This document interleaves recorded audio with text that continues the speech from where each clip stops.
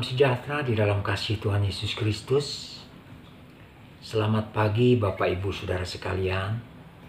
Kita akan merenungkan firman Tuhan. Pada pagi hari ini, renungan pagi akan bertema kerendahan hati. Saudaraku, sesuatu yang menyukakan hati dan dari seorang teman atau seorang sahabat adalah dari sikap kerendahan hatinya. Kita akan nyaman dan selalu terbuka untuk pribadi-pribadi yang memiliki sifat rendah hati. Begitupun dengan Tuhan kita, saudara. Dia akan sangat dibahagiakan hatinya ketika anak-anaknya memiliki sifat yang rendah hati. Dan Tuhan berjanji, Ia akan mengasihaninya, bahkan akan meninggikan derajatnya.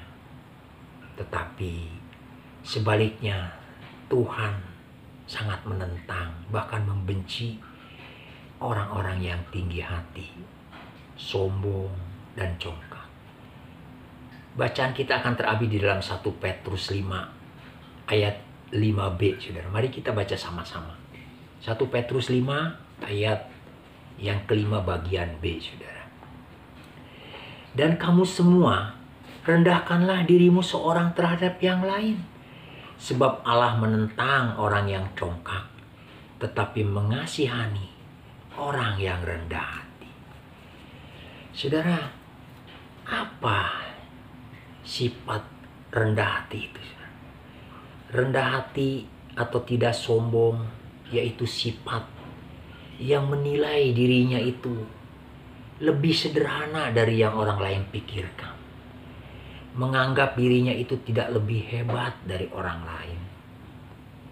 Dan tidak pernah menganggap rendah orang lain.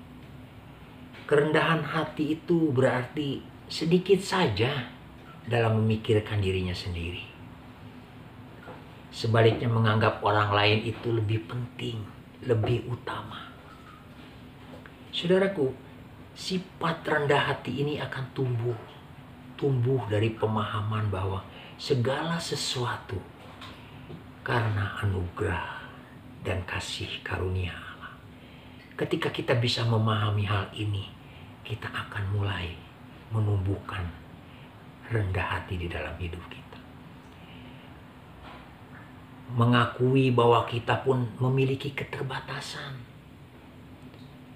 Dan juga mengakui bahwa segala sesuatu itu datangnya dari Dia, oleh Dia, dan untuk Dia kemuliaan sampai selama-lamanya.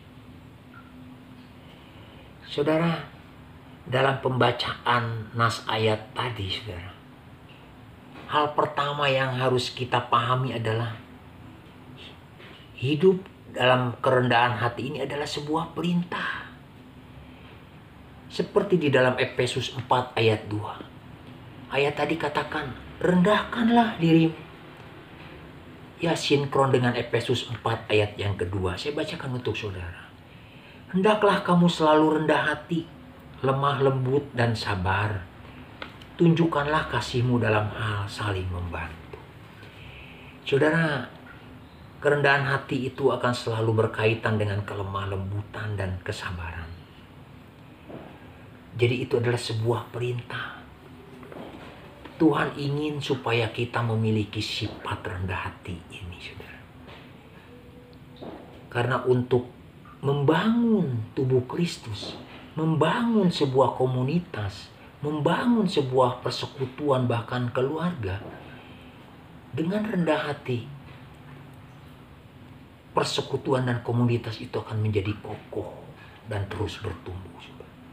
Sikap rendah hati ini akan menjadi pondasi yang kokoh dalam mengembangkan komunitas tubuh Kristus, saudara. Mementingkan diri sendiri, membenarkan diri sendiri, dan keangkuhan yang keras kepala itu akan menghancurkan persekutuan lebih cepat dari hal-hal lainnya, saudara. Jadi efek dari kesombongan itu begitu luar biasa, saudara. Akan menghancurkan sebuah persekutuan. keangkuhan dan kecongkakan yang egois pun itu seperti membangun tembok pemisah di antara anggota-anggota komunitas tubuh Kristus. Tetapi kerendahan hati, sekali lagi, kerendahan hati itu dapat membangun jembatan emas. Kerendahan hati adalah seperti oli atau pelumas, saudara, yang melancarkan dan melembutkan sebuah hubungan. Dan saudaraku, ada alasan lain mengapa kita perlu rendah hati. Keangkuhan ataupun tinggi hati itu akan menghalangi kasih karunia Allah di dalam kehidupan kita. Bukankah kasih karunia Allah itu harus kita miliki? Ya, kasih karunia Allah itu harus kita miliki supaya kita dapat bertumbuh, supaya kita dapat berubah, supaya kita dapat sembuh, dan akhirnya kita dapat menolong orang lain. Kita akan menerima kasih karunia Allah, yaitu ketika kita mengakui secara rendah hati bahwa kita membutuhkan semuanya itu. Saudaraku, firman Allah berkata bahwa setiap kali kita sombong, setiap kali kita tinggi hati, berarti kita sedang hidup melawan Allah. Dan itu merupakan cara hidup yang tidak bijaksana. Itu cara hidup yang bodoh, bahkan bisa membahayakan untuk masa depan kita, saudara. Kita dapat mengembangkan sifat kerendahan hati ini dengan cara yang sangat praktis, saudara. Kita bisa memulainya yaitu dengan mengakui kelemahan-kelemahan kita, dengan bersabar terhadap kelemahan-kelemahan orang lain, dengan selalu terbuka terhadap koreksi, bahkan terhadap kritikan, juga dengan menunjukkan perhatian kepada orang lain. Seperti Tuhan Yesus. Tuhan Yesus sebagai teladan kita dalam hal kerendahan hati. Matius 11 ayat yang ke-29 katakan, "Belajarlah kepadaku, karena aku lemah lembut dan rendah hati." Bahkan di dalam Filipi 2 ayat 5 sampai yang ke-9, saya bacakan untuk saudara. Filipi 2 ayat 5 sampai 9, bagaimana sikap Yesus, saudara. "Hendaklah kamu dalam hidupmu bersama menaruh pikiran dan perasaan yang terdapat dalam Kristus Yesus, yang walaupun dalam rupa Allah tidak menganggap kesetaraan dengan Allah itu sebagai milik yang harus dipertahankan, melainkan telah mengosongkan dirinya sendiri dan mengambil rupa seorang hamba dan menjadi sama dengan manusia. Dan dalam keadaan sebagai manusia ia telah merendahkan dirinya dan taat sampai mati, bahkan sampai mati di kayu salib. Itulah sebabnya Allah sangat meninggikan dia dan mengaruniakan kepadanya nama di atas segala nama." Saudara, ayat-ayat tadi menunjukkan bagaimana kita harus belajar dan berusaha untuk mengikuti teladan Yesus. Karena dialah teladan dalam kerendahan hati, saudara. Untuk kita jadi serupa dengan dirinya, kita harus juga mengenakan hidup Yesus. Dalam hidup kita, dalam hal kerendahan hati ini, kita kenakan, saudara. Seperti Yesus kenakan. Seperti di dalam Kolose 3 ayat yang ke-12 pun mengatakan, kenakanlah kerendahan hati. Saudaraku, kerendahan hati ini pun menjadi sesuatu yang sangat penting. Rasul Paulus juga menasehati kepada jemaat di Roma. Roma 12 ayat yang ke-16. Rasul Paulus pun menasehati kepada jemaat di Filipi. Filipi 2 ayat yang ke-3. Dan pada pagi hari ini, kita juga dinasehati oleh firman Tuhan. untuk selalu rendah hati. Jadi saudaraku, mari, rendah hati itu bukan berarti menganggap diri kita rendah. Kerendahan hati itu berarti sedikit saja dalam memikirkan diri sendiri. Ya, orang-orang yang rendah hati akan memusatkan perhatiannya pada pelayanan dan melayani orang lain.